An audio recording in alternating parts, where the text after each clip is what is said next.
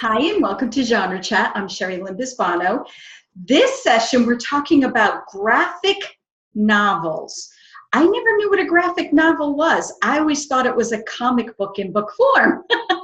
And Doug Peterson has opened my eyes to what they are, and he knows so much about them.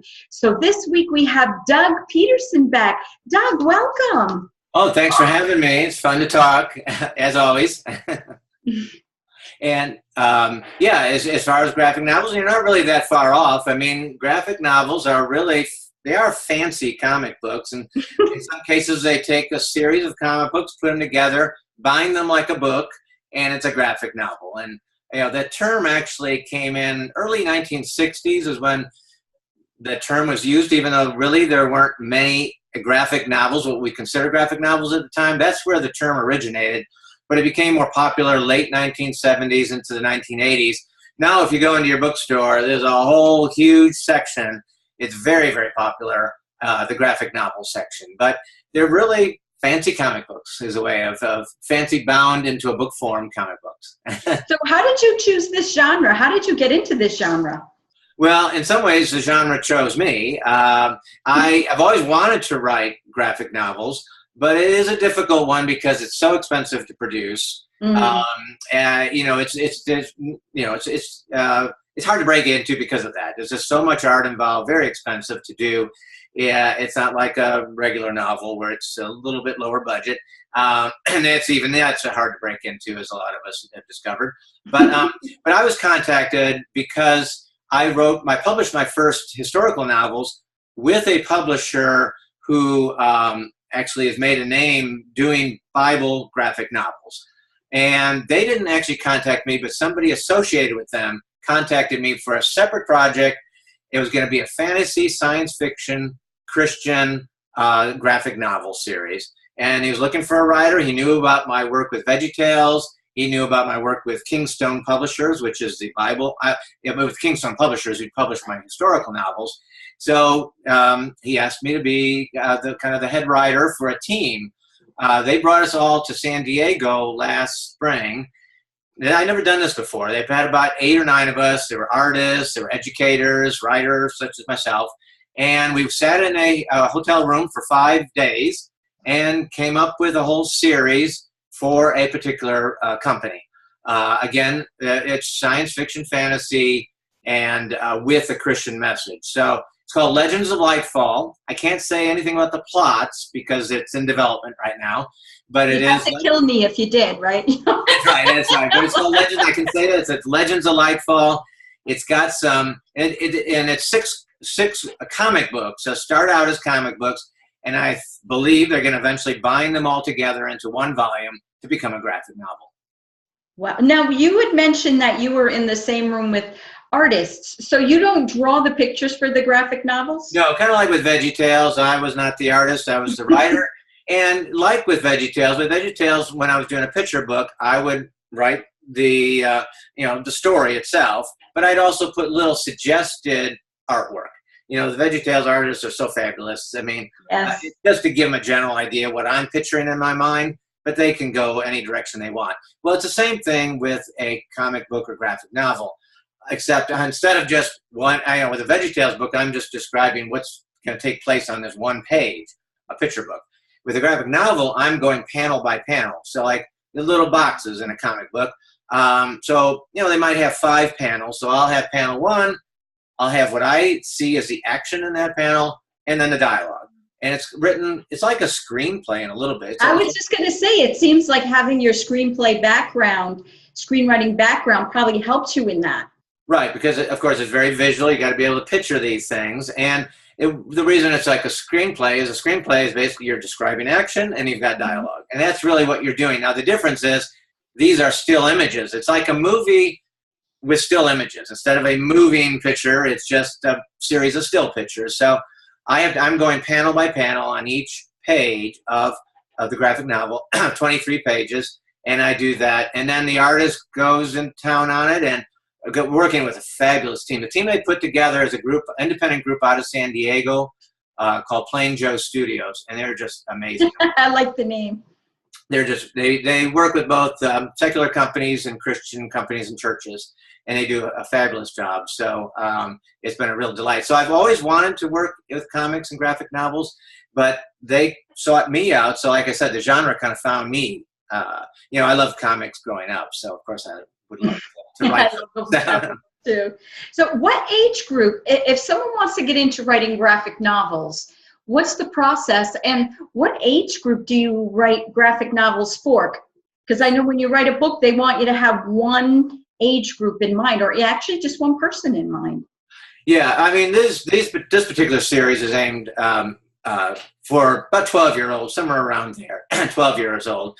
Some graphic novels. I mean, that's one of the things about comic books and graphic novels today. They're a lot darker than the comic books, a little more violent and darker than they were when I was a kid. So some of them are skewed to the adults. I mean, I look at some comic books and I think I wouldn't want to show my kids these books. Right. But there's a lot more out there now. I think actually when my kids were growing up in about the 1980s, it seemed like it was all pretty dark. Now there's such a variety. You can find stuff that's more appropriate for a younger audience, such as ours, of course, when it comes out at the end of the year or early next year. But it's 12 years old, and boys and girls. We've got a mix of boys and girls, male and female characters. So in this fantasy, it's kind of a fantasy sci-fi world. So if somebody wants to get into graphic novels, what should they think about writing about, and where should they begin? I mean, what kind of training do they need? Well, I mean, that's the one thing. Since it found me, and I didn't actually go out and find it, I'm not really good as far as how do you find somebody, because I didn't find somebody, they found me. And again, it is pretty difficult unless you can make contact with a company like Kingstone Publishers, which they've been doing mostly Bible stories. They've got some other things, and they're hoping to do some additional things that are beyond the Bible. But they've been very successful Bible stories. They kind of want to be the Marvel Comics of Bible stories. So you really have to probably with a case like that, you might need to make a personal connection and send samples. But it is different. I have to be honest, it is probably very difficult to break into that, again, because of the expense of producing one. But as Christian publishers get more into it, hopefully there'll be more opportunities, especially in the Christian market. But again, I love comics. When I grew up in the 1960s and was a huge fan of Spider-Man. And again, back then they were a little more wholesome, even though they were controversial. Even back then, there were educators saying that comic books are going to destroy your mind and all this. And what's kind of neat is that I've really seen with people, though, who have a struggle, maybe a learning disability or have a difficult time reading, period, that comic books can actually become a gateway into reading more. Like I just published a book with my co-writer and good friend, Tori Martin, Call of the Mild. And Tori, that's what he grew up on, comic books, because he had some learning disabilities, and it was very difficult to read novels. For him, that is really what got him into writing, and now here he is. We're co-writing books together. We've done 2 together. But so, again, even though you do got to be very discerning in the comic books that your kids are reading, I don't see them inherently negative. It's just you have to watch out for the content of especially. So somebody, if they want to get into this, they know the people, but to prepare, they should read comics, and they should read maybe some of those graphic novel Bible stories, because I've seen graphic novels out there. Isn't the Underpants series? Isn't that the one? Well, that's some more. I've actually seen those. I don't think the ones I've seen wouldn't be a graphic novel.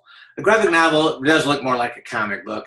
That is actually more of almost like a young reader's book. Okay. At least the ones I've seen aren't really. They're not broken up into comic frames. And what's kind of they've really developed and become, even though they become darker and maybe more violent in some of the, but they've also become more artistic. And it used to be you just had boxes kind of stacked on top of each other. Now it's they're very creative in their design. For somebody who's even not used to reading a comic book, or a graphic novel, sometimes it can be a little hard to follow because they're not these straight boxes. But ours are very creative, but they're not. It's easy to follow. In fact, I could show you a page from. Please do. Cover of this is just a temporary print run we did for kind of an in-house audience. So it's not a finished copy, but this is the first. You can see Legends of Lightfall. Oh wow! But a beautiful artist, and you know, I could show you a couple of pages here, and so if you can see. Yes, I see how. Yes. Yeah, but to give you an example of a page, it's maybe a little bit different than your old-fashioned comic book. I mean, again, this one's pretty easy to follow. And then a big image like this would be called a splash page right here with some inset illustrations. There's a different ways. I don't know if you could see that very well. The very, you know, almost a full page piece of art. And I was looking for one. Oh, I mean, here's an example. You know, you got these creatures attacking them, and you know, they're flying off the edges of the pages. So it's not just a stacked bunch of boxes. So again, ours is pretty easy to follow, but some of them more artistic ones that are done today, the artsy ones, can almost be sometimes hard to follow if you're not used to reading them. But really, if you want to write them, like any genre or any type of book, you need to read a lot. And again, there's so much to choose from that you could go to your local Barnes and Noble and pick up some. So when you write one, can you tell the artist that you want this blocks to be the splash page? And would the splash page be like a turn in the event, a turn in the story? No, it's really not a plot thing. It's more of a graphic element. Oh, okay. Plot device. It's really just, you know, full page image. I mean, you know, it ties to the plot in the sense that it might be a very dramatic climax of your story. Right, like, that's what I was thinking. The artist, you know, again, without getting into the plot, it's this really big climax that's happening to the characters, and he's got this beautiful image of the two characters kind of doing something very heroic. But it's a big 2-page spread, and it's just really gorgeous. So you want to work that, you got to be conscious that you kind of pace it. You have some really big images like that mixed in with others that would be, you know, we're going about 4 to 5 or 6 panels per page, but it varies according to the comic. But for us, with it being a younger reader, we don't try to jam in too much dialogue. Is there I know, like with fiction, nonfiction, different types of, you know, different types of fiction broken down, there's a certain word count that they look for. And in children's book, there's certain word count they look for. Is there one for graphic novels? Not that I know of. I think when I was writing, because this was the first series I've ever written, I think I think what I did is I went through some of the graphic novels I have, which I can show you some examples. Oh yeah, please do. Where are the ones I had some sitting right here. Not the ones I'm looking for are here somewhere.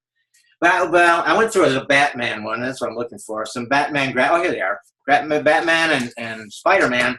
And I actually I counted. What I did is I went through several of them. I counted how many panels per page they averaged, just to get an idea, and also how many words per dialogue balloon. I kind of got an idea because, you know, this is a Batman graphic novel here. Can you see that here? Yes, now I can. Yes. Okay. And so here you can see you got a little bit more dialogue, but they kind of break it up by a series of balloons here, but same character talking. But I went through that and I kind of got a sense for, okay, how many words is a maximum? And that, you know, for my age group that I'm writing for, 12, that'd probably be about as maximum as you want. But like the screenplay, with the screenplay, when I was writing screenplays, it really taught me to really be concise in my dialogue. You don't want it really wordy in a screenplay either. And it's same with this. You try to get that kind of much simpler, scaled back dialogue.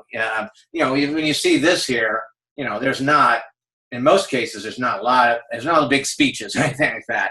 So, and the placement of the balloons are really up to the artist, because if there's several people talking, and I don't know if I've got an example here, you've got to be able to position the balloons so you get them read in the right order.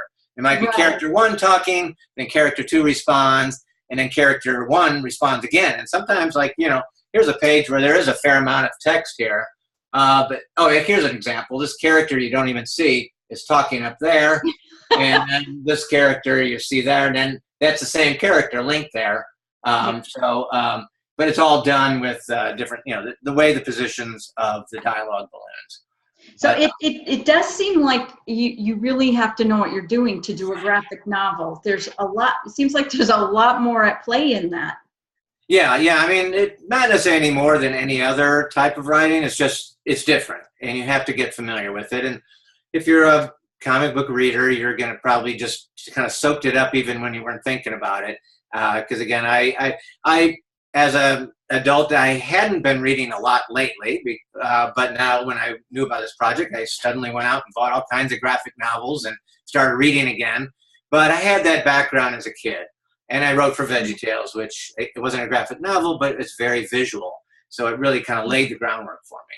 Well, that's a good point that you make. If you're going to write in any genre, you should go out and buy books or go to the library and get as many books, good books in that genre, and read them. So that makes you become a better writer and know what you're doing. Right.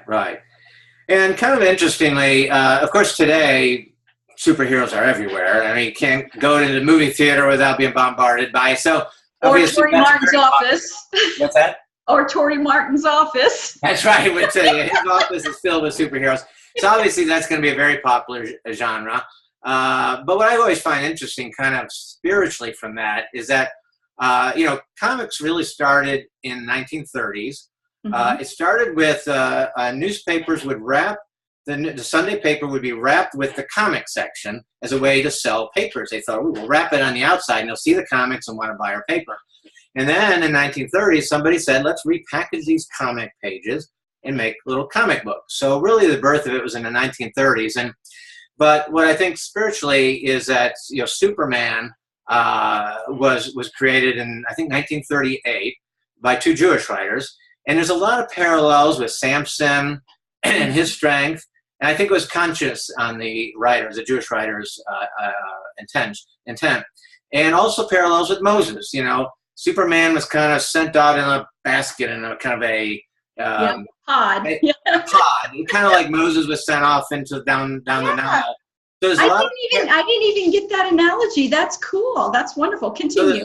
And even today, even though the original writers were Jewish, people have seen metaphors to Jesus in some of the more recent Superman movies. Oh yeah. And so there's a lot, and I think a lot, and it goes back to the need that we all have to be saved. We want to be saved. I think that's one of the reasons why superheroes are so popular. We have the spiritual sense that we need a savior. Now, a lot of people are putting they're focusing on superheroes, but I think that's a hint that what they really need is something more than superheroes. They need God, they need Jesus. And so I think it's interesting also that comic books always flourished at times when the country was under the greatest pressure. And the Depression is when they really were born, the comic book industry, in the 1930s. Then in World War II, they really hit it very, very popular. When I grew up in the 1960s, everybody was worried about the atomic bomb and the Cold War with the Russians and Soviets, and they were popular. And then after 9/11, so I think that's always a way to look for a savior, really, in these times of stress. So I think that's one of the things that comic books do. They kind of give us hints of what we really should be seeking, which is God. Amen. Are there any books or websites about how to write graphic novels? Yeah, there's definitely some sites, and I actually went to certain specialized ones like just sound effects. I wanted to know, everyone knows kaboom and all that kind of stuff, but I wanted to look for creative ways, what are they doing today with sound effects? And there are whole dictionaries of sound effects that I use. So I created a kind of guide in case anyone else was writing for this series. I created a guide that included a section of sound effects that we use for different things. And what was also cool is I also got to create a little, basically a guide to the world that we're creating. So I basically have some back history. Our 6 stories take place in this one time period in this world, but I actually created a whole backstory and history that leads up to that in the hopes that maybe if this is successful, we could do other comics that touch on other parts of this world's history. So it was a lot of world building, which I love. I really love that aspect. So in regular novels, there's a lot of world building and scene building as well. And a lot of writers would love to see their novel into a movie. Yeah. Couldn't that happen with a graphic novel? Would that be harder? Or no, I mean, it happens a lot. I mean, again, a lot of the blockbuster movies are superheroes. Some of them are based, and some of them are based directly, even the ones that aren't like the real big name ones, the Marvel comic ones. They're based on comics that became very popular. There's a lot of kind of other series that, some of them are more adult in content, that have been made into big movies. So actually it is like the genre to become movies of any genre. It's probably equal to maybe conventional novels as far as novels based on movies. Graphic novels based on, movies based on graphic novels is about equal to movies based on conventional novels. That's wonderful. Now, do you have a favorite author in this category? Actually, when I was growing up, I actually had a sample I'd pull. And I don't know if you remember, there was a movie, Steven Spielberg made a movie out of Tintin, a few years ago. But this goes back to, I'm thinking, maybe the 1940s. It's a Belgian artist, but I don't know how I discovered it as a kid, because they weren't real popular in the United States at that time. It's 1960s. But there's a whole series of them on the back here of Tintin adventures. And I just love, this was my favorite series as a kid. This and Spider-Man were my favorite things as a kid. And this has become a little bit better known in the United States, especially since the movie was released that Steven Spielberg directed on this particular book. But so this was, again, the artwork was really just kind of very clean and colorful, very colorful. Yeah. It's more of a traditional setup with the, just straight boxes in a line there, which is a little bit, but it really works for this series. And they're kind of, they're mysteries, fun with a kind of a young detective and his crazy friend there. But so that was my favorite series. Today, one of my favorite things, and this is a little bit more on the artsy side. There's an artist, and I'm blanking out on his name. Where's his name? Oh, Gareth Hines. So it's a Romeo and Juliet. He did a whole Shakespeare series. Oh, wow. And they're just absolutely, this is where I show you the artwork. Now, let me show you. Oh, I got a couple examples. Like this is King Lear. Each one is, he did King Lear. And each one, see, it's this beautiful artwork. Oh, wow, that is beautiful. And each one is a different style that's kind of tailored for the particular story. So that's King Lear. You got Romeo and Juliet. This is a little bit different style. I've got Macbeth and Hamlet, and each one is a totally different art. It's the same guy, but he does it in a different style. So this is, and I like Shakespeare, so I really love it. It's again a good way to read difficult texts. I mean, like Shakespeare, you can read it, and he uses the actual words. He doesn't try to make them. He doesn't try to make a modern language, but it helps to have in graphic novel form. So today, this is one of my favorites. Is the Gareth Hines classics. Because another thing I liked as a kid, there was a series when I grew up called Classics Illustrated. And I remember that. Yeah, and I would read like 20,000 Leagues Under the Sea, and some of the Mark Twain novels put in graphic novel form. And our dentist had those in his office, and I would look at those. I loved those. Yeah, and they've got modern versions of them too. They've got kind of the old ones from the 1960s, but they've got some modern versions of Classics Illustrated too. And it's again a good way to introduce kids to some of the classics. And hopefully, if they're having difficult time reading these difficult books, it's a good way to get them started. As long as they don't use it as a crutch. Well, we only have like a few more minutes left. It's going by so fast. Yeah. Can you tell us what other genres you've worked in, and a little bit about some of the other books, and tell us a little bit about Call of the Mild. Tell us about some of the historical books that you've written. Yeah, so I've written, and I've done a lot of different things. Everything. I've talked about magazine writing, screenwriting, but and I've written a lot for VeggieTales, so I have a lot of children's books, picture books. what I really have a passion for is historical novels. So I've got 4 historical novels. I've got another one that's being looked at right now, and I just finished one, the rough draft of a 6th one. So I've got a 5th one I'm kind of shopping around, and a 6th one that I just finished writing, kind of my first biblical novel. So that was really a real treat to be able to write about the book of Luke in a novel form, not graphic novel. This is novel form. So I'm doing that, and then I'm also doing. Somebody asked me to co-write a play with them. I'm doing a 2-person play that this person is going to stage locally, but it's about the friendship between Benjamin Franklin and the evangelist George Whitefield, and that's been really fun. So I'm now getting to do a little play. I want to come see that play. I'll let you know when it is, but maybe next spring. But it's about an hour and 15 minutes, not a real long play, a 2-person play. So I really like to write in lots of different genres, as you can see. But the current things that I'm doing would be the graphic novels, these other novels that I'm trying to sell right now. Because Kingstone Publishers is just focusing on graphic novels, so I can't really go back to them with any more novels because they're not doing conventional novels anymore. So they're just sticking to graphic novels. But so those are the main things I'm working on now. But I really like the fact that the graphic novel series has brought me back to writing for youth, because that's what I did with VeggieTales, but I had gotten away from that for a little bit. Now, if somebody wants to get a hold of you, how would they contact you if they have a question or if they want to go see what you're working on? Well, my website is bydougpeterson.com. That's bydougpeterson.com.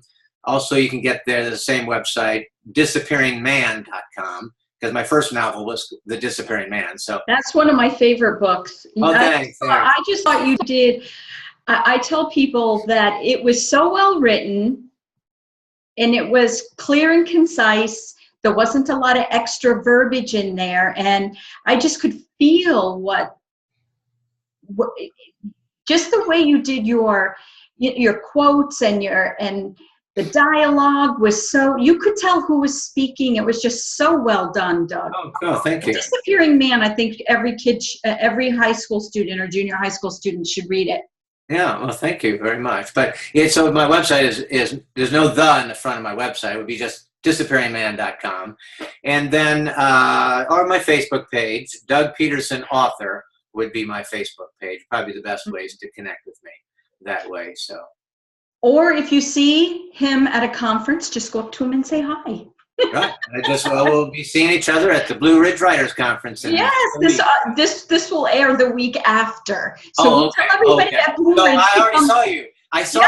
I had a good time seeing you. It was so good to see you at the conference. Yeah. I had a good time seeing you last week.